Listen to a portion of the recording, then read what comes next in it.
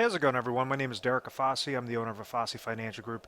Today's topic, I want to discuss in full detail inflation-adjusted annuities and fully explain, the pros and cons regarding how a lot of inflationary riders work with annuities, and then why that's typically not the best way to go about an inflation-adjusted annuity, and how to set up specific type of planning aspects, making sure that you're covering those inflationary expenses throughout retirement. So what happens in the first bullet point, I say increasing income to cover inflationary expenses.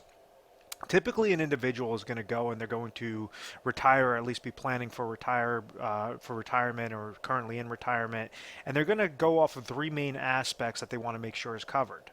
The first aspect is they want to make sure that there's an income that's always going to be there for the rest of their life. Meaning, maybe this income source is going to be through Social Security, maybe it'll be through pension and Social Security.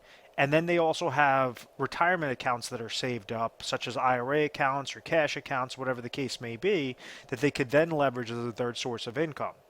So when someone's doing their plan and they're trying to incorporate, okay, these are my expenses currently, well, many times what's missed is the individual does not properly plan for the inflationary expenses, such as, groceries or, food or different things that are going to constantly increase each and every year, saying, a car in the 1990s was a lot cheaper than a car today. A gallon of milk in the 1980s was a lot cheaper than a gallon of milk today. So that increase in cost is known as inflation, and you have certain expenses that an individual might have fixed expenses, or they might have that inflationary expenses that many times are missed out in a plan. And one of back to the three main things that make up that incorporate a retirement plan, a proper retirement plan for peace of mind, is that lifetime income stream. The person has some sort of emergency money, and then the third aspect is covering that inflationary, those inflationary monies.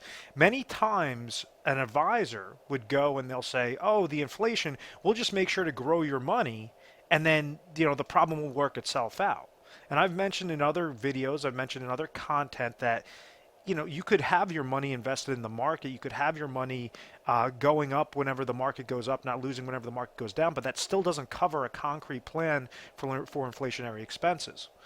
Now, with a lot of these annuity contracts, and annuities are a very good, safe way on how to provide lifetime income on a flat basis, on a fixed basis, saying, okay, if someone goes and takes $100,000, well, we understand that if we have hundreds of different carriers, what might make company A better than company B is this person wants to retire in 2 years. Company A could give them an income stream of $7,000 per year, as opposed to company B, which will give them $6,000 per year.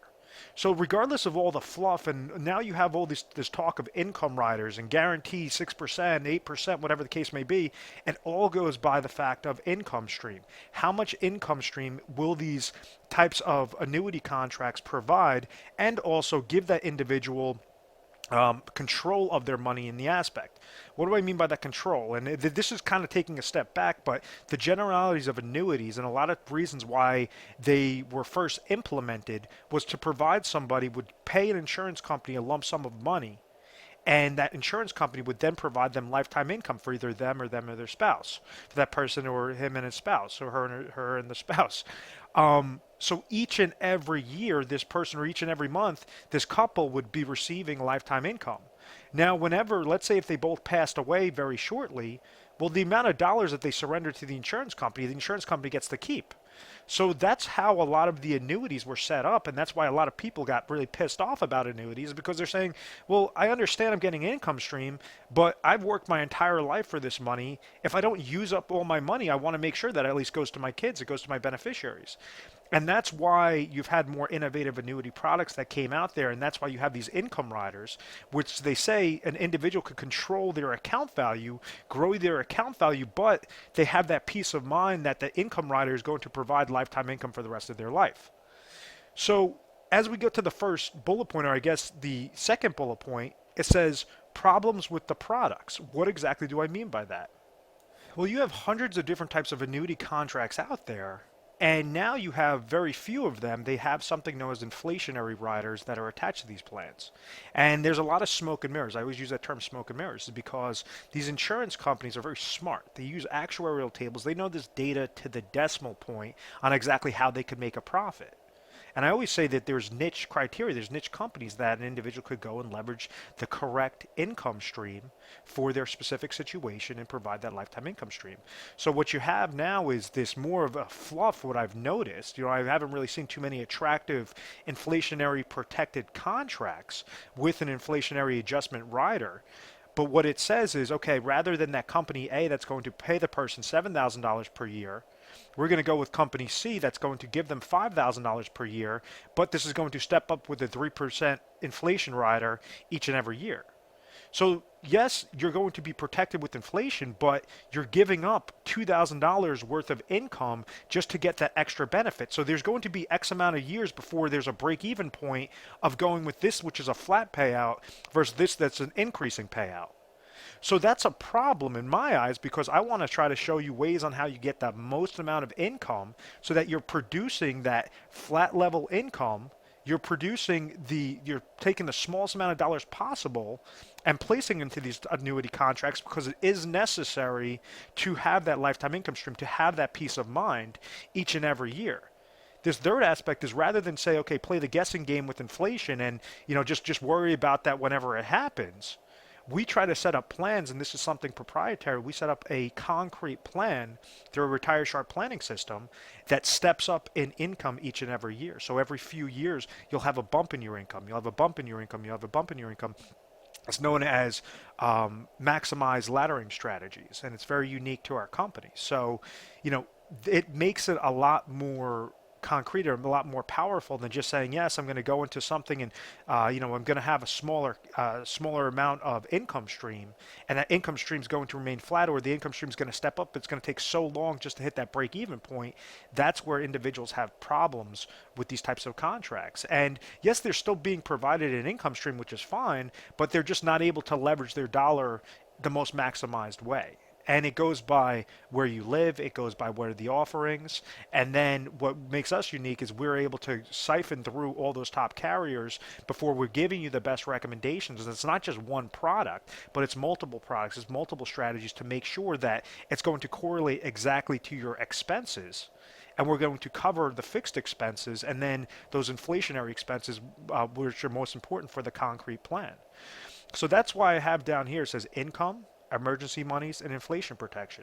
We want to maximize out that emergency monies. We want to maximize out those fund monies that I like to call it, meaning that that's the money that you could risk. You don't want to go into accounts and just play this guessing game with mutual funds because it hasn't worked out for seniors properly, especially with the volatile market conditions that we've been seeing. And it's because when an individual goes into a variable account, they're paying fees within that account. They're paying either advisor fees, mutual fund related fees, 401k related fees. So those are already negatives that are going against their account. And then there's no guarantee if the market goes down, let's say it drops 20% in a given year. Well, now that person, that mindset is completely shifted because now they have to incorporate that 20% loss into their plan. So we have clients that have millions of dollars and they're still freaking out because of the fact that they're terrified that a market loss is going to occur like it did in 2008 with the 57% drop. And time again, it's because of these downward market shifts that do not allow an individual to properly retire. Typically, the happiest clients I have is somebody that has Social Security income, pension income, and they really understand what their expenses are, to the 10th degree. And when they understand those expenses, maybe Social Security is providing them $30,000 a year, maybe pensions providing them another $20,000 a year, but they want to have a comfortable $60,000 per year of income. Well, with that gap, we understand that there's a $10,000 gap. So what we want to do is place the smallest amount of dollars possible, but as much as necessary into these types of plans to provide not only the flat income stream, but then we have certain criteria met, certain laddering strategies set up to have that inflationary protection.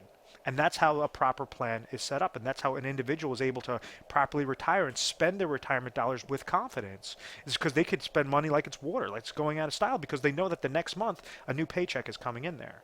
So it's It's simplistic planning, but you have to make sure that it's set up the correct way. And majority, I'd say 90 to 95% of plans, or 90 to 99% of plans, are not set up properly and do not include this inflationary protection. Just this big guessing game of saying, oh, well, everything will work itself out. And no, you want to make sure that your plan is set up properly, and for each dollar that you're placing in there, what is the leverage, what is the income stream that you could get out of that type of plan. I want to thank you very much for watching this video. If you found value in this video, if you have any certain questions, we have specialists standing by 24 hours a day, 7 days a week. So feel free to give our 1-800 number a call. It's 1-800-566-1002. You might be speaking with myself. You might be speaking with another representative. But we're going to try to educate you first and foremost. Make sure that you're comfortable in retirement and you're knocking off these most important aspects on how to set up a successful plan, and make sure that you're getting that peace of mind and able to spend those dollars each and every year with confidence, leveraging the correct tools, the correct financial tools to get you there successfully. We are A+ rated in the Better Business Bureau. We've always had very good reviews. We've never had any complaints. It's because of our methodical process. Once again, my name is Derek Afasi. I want to thank you very much for watching this video. Please make sure to subscribe to our YouTube channel, Retire Sharp, so you could have access to the most updated videos. Thanks so much, guys.